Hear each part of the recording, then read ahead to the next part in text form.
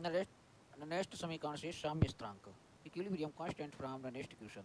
Next जो होता है समीकरण क्या होता है, इसे हम पढ़ चुके हैं। ई सेल बराबर होता है, ई सेल बराबर E naught cell minus R T upon n F l n Q. ठीक है, ये नेक्स्ट समीकरण होता है।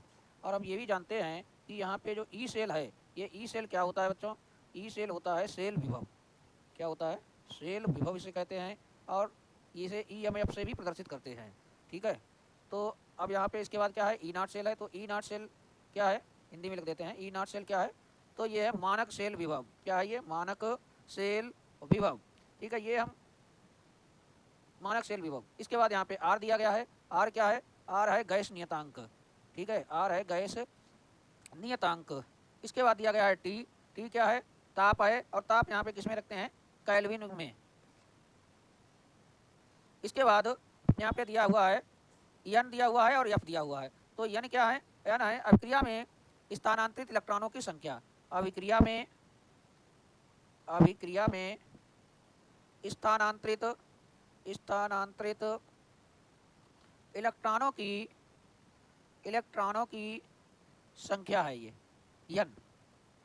और इसके बाद है एफ। एफ क्या है, एफ है फैराडे नियतांक। फैराडे नियतांक। और फिर क्या बचा है, फिर बचा है क्यू। यहाँ पे क्यू दिया हुआ है। तो क्यू होता है अभिक्रिया भागफल। अभिक्रिया अभिक्रिया भागफल। ठीक है, अभिक्रिया भागफल। और एल एन क्या होता है, एल एन यही होता है, एल एन बचा है। तो ये लाग बेस की होता है। ठीक है, अब देखेंगे आगे साम्य अवस्था पर क्या होता है। जो साम्य अवस्था होती है, जब अभिक्रिया कंप्लीट हो चुकी होती है, ठीक है, तो उस समय की बात करेंगे। अभिक्रिया भागफल जो होता है, अभिक्रिया अभिक्रिया भागफल अभिक्रिया भागफल क्यू किसके बराबर होता है, साम्य स्थिरांक के बराबर होता है। साम्य स्थिरांक के बराबर होता है। ठीक है, साम्य स्थिरांक से को किससे प्रदर्शित करें, केसी से। यानी कि क्यू जो होता है केसी के बराबर होता है। ठीक है, और एक बात है, साम्यावस्था पर ई सेल साम्यावस्था पर जो ई सेल है, ई सेल का मान कितना होता है, ये 0 होता है। ठीक है, साम्यावस्था पर। तो ये भी हमें एक बात ध्यान रखनी चाहिए। इसके बाद क्या होता है, समीकरण क्या होता है, ई सेल बराबर ई नॉट सेल, ठीक है, minus R T upon n F l n Q होता है। अब ई सेल यहाँ पे 0 होता है, तो यहाँ पे 0 रख देंगे, बराबर E naught cell minus R T upon n F l n Q. ठीक है, और एल एन क्यू की जगह पे हम क्या रख सकते हैं, केसी रख सकते हैं। तो यहाँ पे रख देते हैं 0 बराबर ई नॉट सेल और minus R T upon n F l N केसी रख सकते हैं। अब हम क्या करेंगे, इनका पक्षांतर करेंगे। तो पक्षांतर करने पर, ठीक है, पक्षांतर करने पर क्या होगा, इसको इधर ले आते हैं तो ये हो जाएगा माइनस का माइनस ई नॉट सेल बराबर यहाँ क्या बचा, minus R T upon n F l N के सी। और ये माइनस से माइनस हमने कैंसिल कर दिया। तो यहाँ पे क्या बचेगा, यहाँ पे बचेगा ई नॉट सेल बराबर are T upon n F l N के सी। ठीक है, एल एन के सी। और हम जानते हैं, क्या जानते हैं, क्योंकि जब हम एल एन की जो वैल्यू है लाग में लिखते हैं तो 2.303 लाग 10 लिखते हैं। इस प्रकार से इसको लिखते हैं। तो लिख देते हैं, क्या हो जाएगा, ई नॉट सेल बराबर are T upon n F गुणे 2.303 लाग के सी लिख देते हैं। के सी है तो के सी लिखते हैं। ठीक है, लाग के सी। इसके आगे क्या लिखेंगे, ई नॉट सेल बराबर क्या हो जाएगा, इसको वैल्यू को आगे लिख देते हैं 2.303 गुणे are T upon n F लाग के सी। ये इस प्रकार से हम इसको निकालेंगे। ठीक है, ये है नेक्स्ट समीकरण से साम्य स्थिरांक। ठीक है, इसका हमें ध्यान रखना है, इस समीकरण का आगे भी यूज करेंगे, क्योंकि अब हम पढ़ेंगे, अब हम देखेंगे वैद्युत रासायनिक सेल अभिक्रिया की गिब्स ऊर्जा, electrochemical cell and Gibbs energy of reaction. तो गिब्स ऊर्जा क्या होती है, ये हमें पता होना चाहिए। गिब्स ऊर्जा वह ऊर्जा होती है, आपने कोई नई सेल ली है और उसको यूज किया, और जो ज़्यादा ऊर्जा खर्च हो गई है उसी को कहते हैं गिब्स ऊर्जा। ठीक है, वही अधिकतम ऊर्जा जो खर्च हो जाती है वही गिब्स ऊर्जा कहलाती है। तो यहाँ पे लिख देते हैं पहले गिब्स ऊर्जा के बारे में थोड़ा। किसी सेल की वह अधिकतम ऊर्जा जिसका उपयोग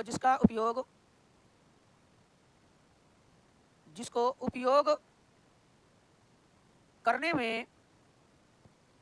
में खर्च किया जाता है उसे सेल की गिब्ज ऊर्जा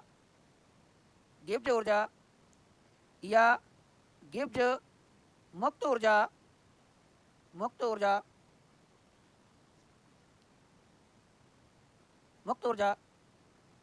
कहते हैं।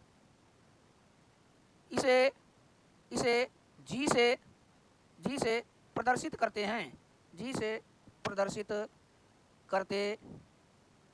हैं। जब कोई सेल कार्य करता है तो उसके गिब्ज ऊर्जा में कमी होती है। ये भी बात हमें पता होनी चाहिए। जब कोई सेल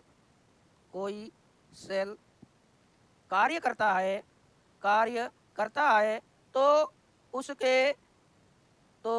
उसके गिब्ज ऊर्जा में कमी होती है और गिब्ज ऊर्जा में यह कमी सेल द्वारा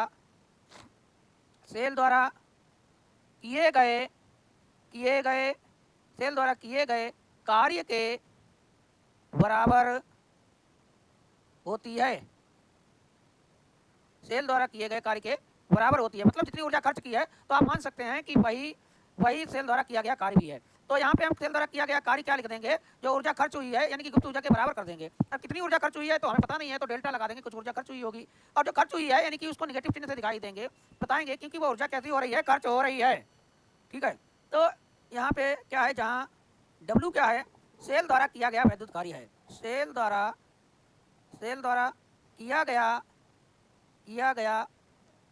विद्युत कार्य है। सेल द्वारा किया गया विद्युत कार्य। और डेल्टा जी क्या है, गिब्ज ऊर्जा परिवर्तन है, यानी कि जो कमी हो रही है, परिवर्तन हो रहा है, गिब्ज ऊर्जा परिवर्तन है। क्योंकि आपने सेल लगा दी है, सेल की ऊर्जा खर्च हो रही है तो ऊर्जा में परिवर्तन हो रहा है। और यहाँ पे माइनस चिन्ह लगाया है आपने, तो माइनस चिन्ह क्या है, गिब्ज ऊर्जा में कमी को प्रदर्शित करता है। कौन, माइनस का जो चिन्ह है, कितनी कमी हो रही है। अब हम जानते हैं, क्योंकि देखिए W बराबर क्या होता है, W बराबर होता है Q डेल्टा V होता है, फिजिक्स में आपने देखा है। तो Q क्या होता है, यहाँ पे आवेश होता है, और V क्या होता है, ये वोल्ट होता है।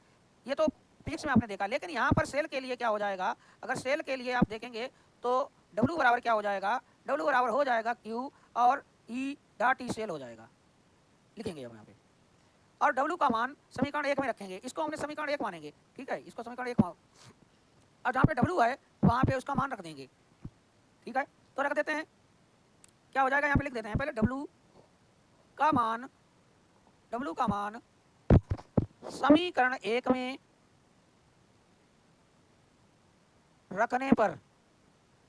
1 में रखने पर, तो Q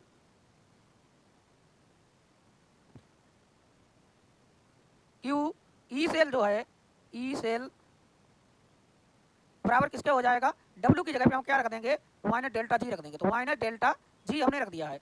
तो अगर हम डेल्टा जी निकालेंगे तो ये हो जाएगा माइनस Q E सेल हो जाएगा। ठीक है, माइनस E सेल हो जाएगा। और अगर डेल्टा जी बराबर हम यही लिख सकते हैं, इसको क्या लिख सकते हैं, माइनस Q E सेल है, यहाँ पे जगह कम है, इसको समीकरण 1, इसको समीकरण 2 मानेंगे, उसको 1 माना था। अब देखिए आगे, सेल में प्रवाहित आवेश कितना होता है, सेल कैसे लिखेंगे, सेल में प्रवाहित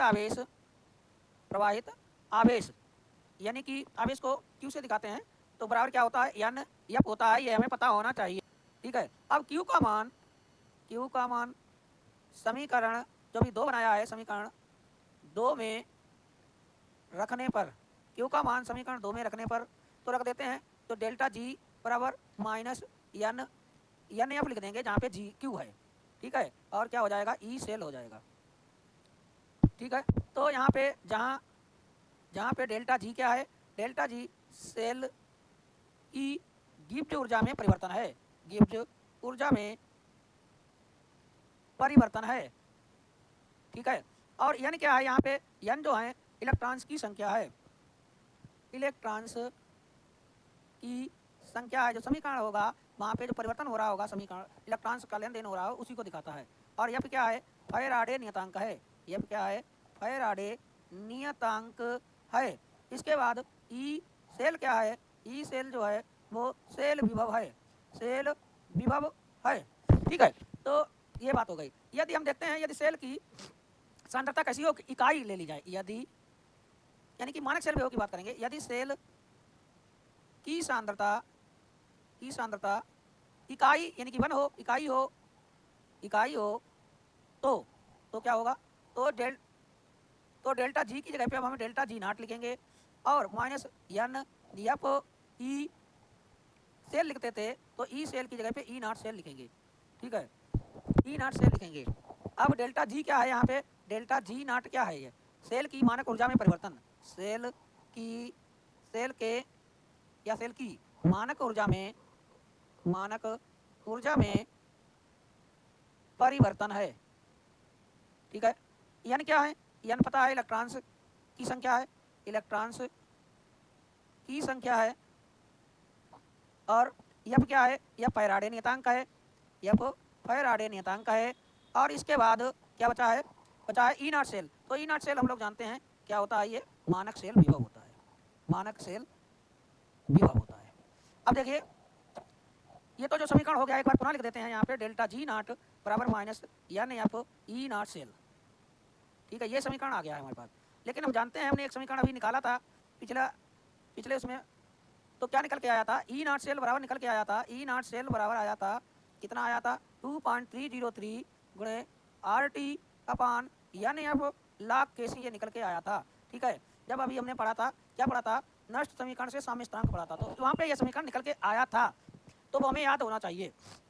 अब डेल्टा जी नॉट बराबर क्या हो जाएगा, डेल्टा जी नॉट बराबर क्या हो जाएगा, इतना ये यहाँ पे उतार देते हैं और ये माइनस एन एफ आए तो एन एफ लिख देते हैं, जहाँ ई सेल है उसका मान इतना रख देंगे, तो ई सेल की जगह पे ये मान रख देंगे, कितना है कितना है, ये 2 पॉइंट पूरी वैल्यू रखेंगे, 2.303 गुणे are T upon n F log के सी, ये पूरा हमने मान रख दिया है, ये पूरा मान हमने रख दिया है। अब हम क्या करेंगे, एन एफ से एन एफ को काट देंगे, तो डेल्टा जी नॉट बराबर क्या आ जाएगा, माइनस 2.303 गुणे आर टी लॉग के सी आ जाएगा।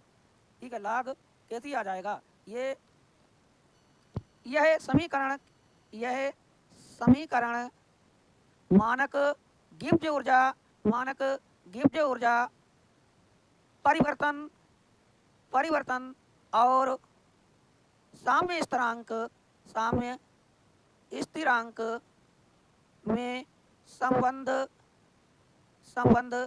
प्रदर्शित करता है। ठीक है, मानक गिब्ज ऊर्जा और साम्य स्थिरांक में परिवर्तन प्रदर्शित करता है। डेल्टा जी नॉट क्या है, मानक गिब्ज ऊर्जा परिवर्तन है, मानक गिब्ज ऊर्जा परिवर्तन है। और यहाँ पे केसी क्या है, केसी जो है वो साम्य स्थिरांक है, ठीक है, तो अब हम कुछ सवाल भी देखेंगे।